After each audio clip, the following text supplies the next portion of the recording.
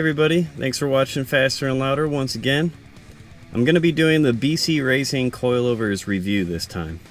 Last time I made a video about the installation of the coilovers, kind of did like a little bit about adjusting them. We had to lower the front end a little more to get it where I wanted it to be. And I didn't really want to do a review at the time just because I didn't feel like I had enough time with the coilovers to give like an honest review on how they handle and all that stuff, or any gripes that I might have about it. It's been a couple weeks, so I think I'm going to do like an initial review, and maybe later on, if enough people actually care about it, I'll do a review like 6 months down the road or something. So I want to just do an initial review this time and just talk about some of the things that I like about it, or maybe I don't like about it. Without further ado, let's get started. I have one of my other smaller GoPros actually on the side of the car to give a little bit of a view like of the rear. It's a driver's side tire in the back, the rear tire, so it'll kind of show how much give I guess it has, like when I'm going over bumps and stuff. Like, just scrape the front end. I still have to get used to the front end being a little bit lower. But yeah, I wanted to put a camera in the back just to show like the travel, I guess, a little bit, because I do have Demon replica wheels, and these are 305 35/20s if I recall correctly. So these are going to be a little bit wider, obviously, than the factory size tires that comes on these things. I think it's like two 45s that come on the Challengers from the factory. So you don't really have to worry so much about clearance and all that stuff if you're still on stock wheels and tires. But seeing as how I am not, I figured I would mention that, and I know that there's a bunch of other people that are also not on stock wheels and tires.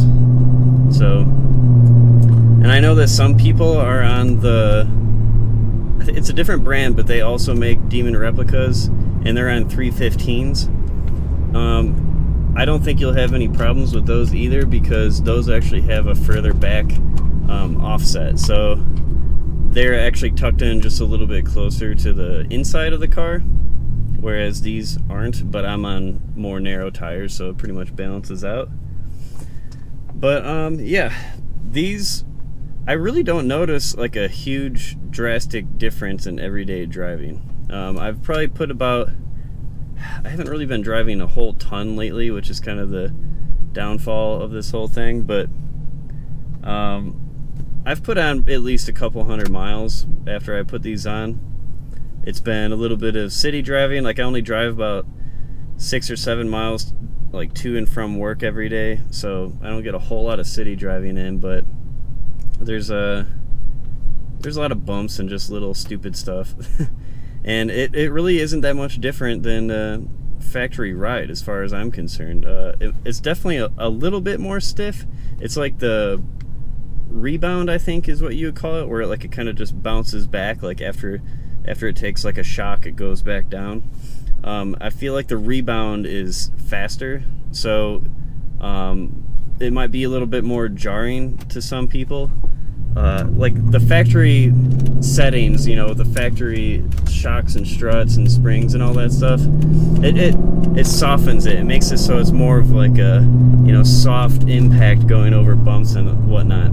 And these are more performance oriented, obviously, so you want to have as much contact as quickly as possible all the time with performance suspension, so it's very quick rebounded, so you can feel that it might be a little more jarring with these shocks, or with these coilovers. I personally don't think that it's big enough a difference to even talk about, really, but some people do, so that's why I'm talking about it. The responsiveness, though, in the steering is also much improved. Like, this thing, if you're one of the people that are complaining, or you have complained about Challenger having truck-like handling, then this should be like the first mod that you even do, because it makes such a big difference. This is like this should be the #1 thing you do. Get a Challenger, get BC Racing coilovers. Just do that. As far as like traction goes, or like drag racing traction, as far as that kind of thing goes, I really don't have any data on that just yet. I feel like I will, and if I do, go ahead and do a more long-term review after like, you know, 3 to 6 months or something like that. I feel like I'll probably have a better idea at that point, but as of right now, I don't really have much to say about that. I really do also love that I can put the ride height wherever I want it. You know, obviously within adjustability with these coilovers, but you can, I think you can drop these something crazy like 4 or 5 inches or something, and you really only need about 2 inches from factory to make this thing noticeably lower, and I think that's about where I'm at right now, somewhere around 2 inches. I wasn't super great with measuring before and after, so it's kind of hard to tell, especially because I did the super track pack springs in between. So it's definitely hard to say exactly where I'm at, but I'd have to say it's somewhere around 2 inches.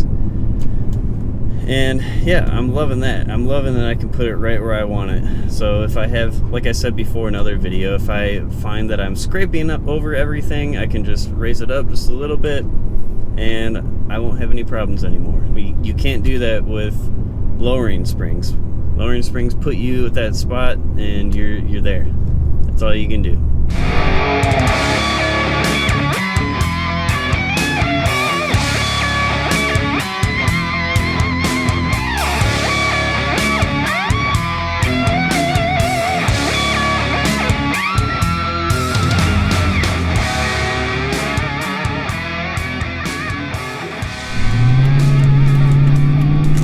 One thing that might be worth mentioning is these don't have like the rubber mount things like shock absorbers or whatever the hell they're called. I'm not super well versed in suspension components, but there's a piece that goes on the top for the front coilovers, and it's supposed to help make it more quiet.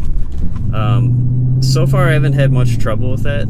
Initially when we did put them on, I did have a little bit of a creaking, I guess, kind of noise from the front left.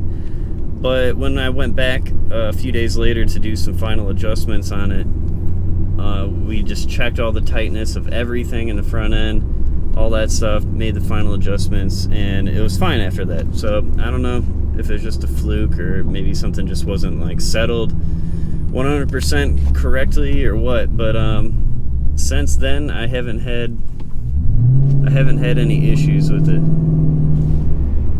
Overall, I'm really liking these coilovers. I mean, they're not the cheapest thing out there. Like, if you want to go super cheap, just do lowering springs or something. But for the money, I think that these are really good value, and I would totally recommend these so far. If anybody out in the Phoenix area, you guys do any like autocross, like parking lot kind of stuff? Like, obviously my car is not like an autocross car or anything, but I really do want to put these to the test, like for real. So if anybody does stuff like that, like hit me up. I want to try doing something like that. I've been really curious as to what that's like anyways. I've never done any autocross or anything, and I'm really trying to expand my horizons. I want to do a lot of new stuff this year going into next year, so hit me up for sure.